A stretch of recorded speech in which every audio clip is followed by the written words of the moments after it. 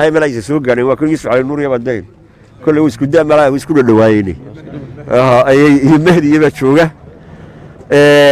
مدلقة شوي مكا كنت كوبيا كنت السنوات أيوة كسر النقطي دلك سقو شيف بايلوتا وحكم على بربرة إلى ما أنت وجريودنا وحتاجنا بربرة وهو أشخاص سوماليين أيضا سوماليين وبدأ قونين بدأ قونت هذا برتي shaqadii ugu horeysay wuxuu imtixaan ka galay magaalada Kismaayo dabadeedna number 1ka ayuu galay halkaas uu muddo sanad ka shaqeynayay 70kii ayaa magaaladan aynu joognay berbere loo soo bedelay 70kii ilaa maanta uu xaq ugu yimi berbere ayuu joogay anigu 40 sano isna qaanay bad ma ku soo shaqeynay macallimiinteedii buu ahaa ninkan wuxuu ahaa mar laba goorba xamarna lagu keenay waxa jiray la marka wal xiri kari waayay mid tan kara iyo mid kale inta bayloodan garanay nin aqoon la aqoona ma jiro Soomaaliland noqoto Soomaaliland ma jiro runtii waa aqoonta ugu dambeysay anigu u sheekaysanay 1942 ayuu berbere ka dhoofay 42 adoon intaan garanayo imika muddo 50kii sanadood dambe ahlu cibaada oo salaada aan ka tagin oo xajeebo ahaa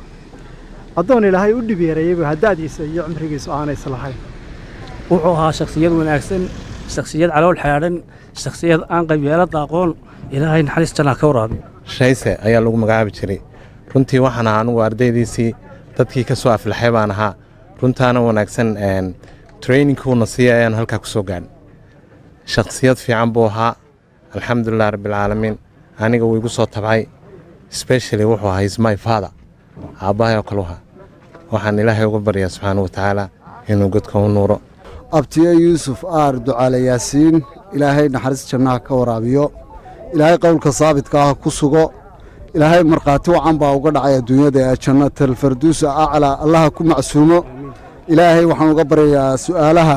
imika la weydiinayo ilaahay inuu fududeeyo kii fara ku tiriska ahaa ee markii ajnabiga ee maartay ruushka wax ka bartay ee wadanka intaas qof soo aflixiyay laakiin sidoo inoo sheegay maareeya bile waxa loo baahan yahay dadkii uu wax baray in iyaguna marka taariikhdaas kulmaanta ay ka tagaan ilaahay dambigiisa dhaafee wuxuu ahaa aabahay saaxiibkii marna wuxuu ahaa ninkii iigu horeeyay shaqo gacanta ay qabtay iyo shaqo geeya ayuu ahaa ilaahay naxariistii jannaha siiyo markaa waxaan halkan samiri iimaan ka leeyahay ehelkiisa iyo qaraabadiisa iyo reer Soomaaliland oo dhan waxaan leeyahay u duceeya oo muddo koob iyo 50 sanadooda sida la sheegay mihnadan bayladnimada ama baxriyada ku soo dhex jiray oo halkan ay imika ka xusayeen ciddii uu soo train gareeyay ama raggii uu maanta shaqada dekada berbere ka haya ee uu soo tababaray ee halkan magaciisa ka xusayeen waxa kale oo aynu dhammaan u ducaynaynaa ama aynu leenahay ilaahay jannatu firdawsaha ka waraabiyo intii u geeriyootay intii ugu dambeysay ilaa laga soo bilaabo 69kii waxa uu ku howlanayo ku jiray arrimaha maraakiibta 69kii buu gegida Soomaalida yimi isagoo wadanka Germany ka yimi oo ku soo takhasusay cilmiga maraakiibta